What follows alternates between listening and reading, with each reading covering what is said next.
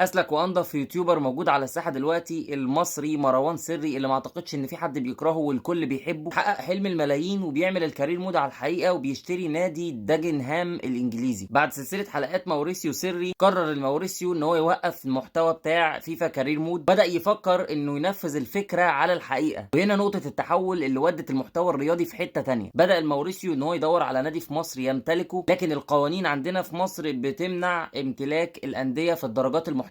يعني لو عايز يمتلك نادي هيمتلك من اول الدرجه الرابعه كده. وطبعا احنا عارفين ان المجال بتاعنا ده زي العسل، لو نزلت تحت وانت بحالتك دي انسى تطلع تاني، وكل جنيه هتحطه في اي درجه من الدرجات دي كانك بتطيره. من هنا الماوريسيو سافر انجلترا علشان يبحث عن نادي هناك يمتلكه، وساعدته في الرحله دي صانعه محتوى اسمها سلمى مشهور، عايشه في لندن وخاضت معاه التجربه من الاول للاخر. سهلت له الاتصالات وكانت معاه جوه لندن خطوه بخطوه. الماوريسيو اول ما شطح نطح. اول ما راح لندن راح لارسنال وراح لبرنتفورد، لكن كلنا عارفين الردود كانت عامله ازاي. لحد ما راح نادي داجنهام ولقى اهتمام مختلف، لقى الناس مهتميه بشكل مش طبيعي، وبدا في التفاوض بالفعل علشان يستحوذ على اسهم في النادي. ونجح مروان سري وهيبدا رحله الكارير مود على الحقيقه. كل التوفيق للماوريسيو، واتمنى ان الموضوع دوت يعود بفايده على المواهب الموجوده في مصر، لانها هتكون محطه مهمه جدا في كارير كل لاعب مصري يروح النادي ده. بالتوفيق يا ماوريسيو.